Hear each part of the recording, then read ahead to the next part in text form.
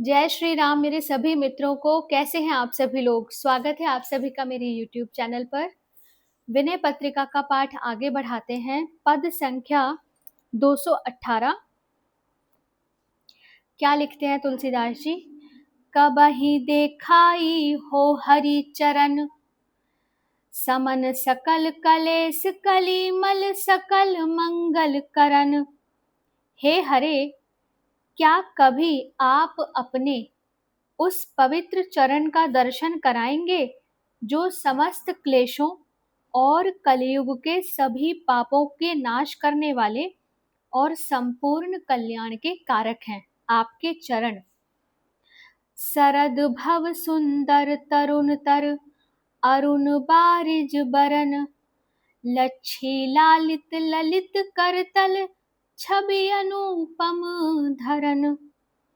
जिन चरणों का रंग शरद ऋतु में उत्पन्न सुंदर और तुरंत खिले हुए लाल लाल कमलों के समान है। जैसे कमल का रंग होता है ना, कमल गुलाबी।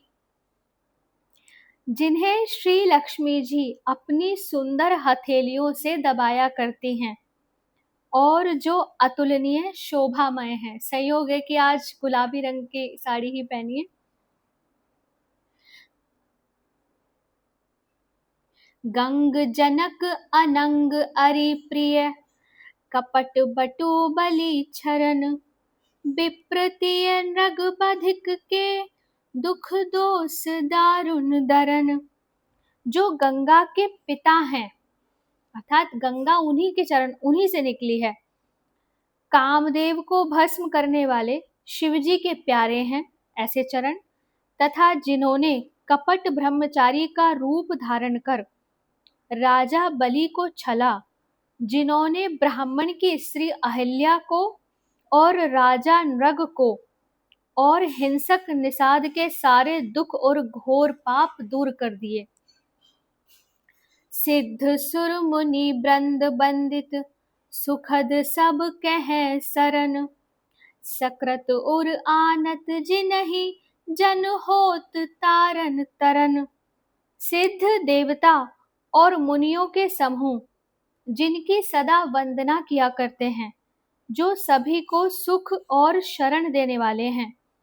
एक बार भी जिनका हृदय में ध्यान करने से भक्त स्वयं तर जाता है और दूसरों को तारने वाला बन जाता है। कृपा सिंधु सुजान रघुबर, प्रणत आरती हरन, दरस आस प्यास तुलसीदास चाहत मरन। हे कृपा सागर सुचतुर रघुनाथ जी, आप शरणागतों के दुख दूर करने वाले हैं। यह तुलसीदास अब आपके उन चरणों के दर्शन की आशा रूपी प्यास के मारे मर रहा है। शीघ्र ही अपने चरण कमल दिखाकर इसकी रक्षा कीजिए। पद संख्या 219। द्वार हो भोर ही को आजू, रटत रिरिहा आरी और न, कौर ही ते काजू। हे भगवान, आज सवेरे से ही मैं आपके दरवाजे पर अड़ा बैठा हूँ, रह रह करके रट रहा हूँ, गिड़गिड़ा कर मांग रहा हूँ। रटत रिरिहा, रह रह करके। मुझे और कुछ नहीं चाहिए। कोर ही ते काजू, और न कोर ही ते काजू। बस एक कोर टुकड़े से ही काम बन जाएगा, अर्थात जरा सी कृपा दृष्टि से ही मैं पूर्ण काम हो जाऊंगा। पूर्ण काम अर्थात कोई इच्छा ही न शेष रह जाना। कलि कराल दुकाल दारुन, सब को भांति को साजू, नीच जन मनूच जैसी, कोढ़ में की खाजू। यदि आप यह कहें कि कोई उद्यम क्यों नहीं करता, गिड़गिड़ाकर भीख क्यों मांगता है, तो इसका उत्तर यही है कि इस भयंकर कलयुग में उत्तम साधन रूपी उद्यम का बड़ा ही दारुण दुर्भिक्ष पड़ गया है। जितने उद्यम और उपाय साधन हैं, सभी बुरे हैं। कोई सा भी निर्विघ्न पूरा नहीं होता। इससे आपसे भीख मांगना ही मैंने उचित समझा है।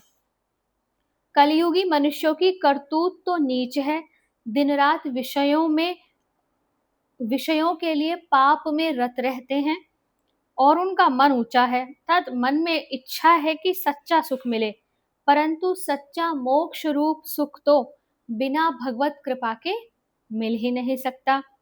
जैसे कि कोढ़ की खाज, जिसे खुजलाते समय तो सुख मिलता है पर पीछे मवाद पस निकलने पर जलन होती है, उसी के समान इंद्रियों के साथ विषय का संयोग होने पर आरंभ में तो सुख भासता है परंतु परिणाम में महादुख होता है। इसलिए विषय केवल दुखदाई हैं परंतु परिणाम में महादुख है। इसी बात को समझकर मैंने किसी भी उद्यम में मन ही नहीं लगाया। है हरि ही अमे सदै, बूझियो जाई साधु समाजू, मोहू से कहू कतहु को, तिन कहयो को सल राजू। मैंने हृदय में डरकर है हरि हिय में सदै बूझ्यो, कृपालु संत समाज से पूछा, संतों से पूछा कि कहिए मुझ सरीखे जो उद्यमहीन हैं भी मुझे कोई शरण मिलेगा। तो संतों ने एक ही स्वर में उत्तर दिया कि एक कौशलपति महाराज श्री रामचंद्र जी ही हैं जो ऐसों को शरण में रख सकते हैं। दीनता दारिद दले को, कृपा बारिधि बाजू, दानी दशरथ राय के तू बाइनत सिर ताजू। हे कृपा के समुद्र, आपको छोड़कर दीनता और दरिद्रता का नाश कौन कर सकता है। हे दशरथ नंदन, दानियों का बाना रखने वालों में आप श्रेष्ठ हैं। जन्म को भूको भिखारी, हो गरीब निवाजू, पेट भरी तुलसी ही जेवाइय, भक्ति सुधा सुनाजू। हे गरीब निवाज, मैं जन्म का भूखा गरीब भिखमंगा हूँ, बस अब इस तुलसी को भक्ति रूपी अमृत के समान सुंदर भोजन पेट भर खिला दीजिए। अपने चरणों में ऐसी भक्ति दे दीजिए कि फिर दूसरी कोई कामना ही ना शेष रह जाए। पद संख्या 220 आगे की वीडियो में पढ़ेंगे। जय श्री राम।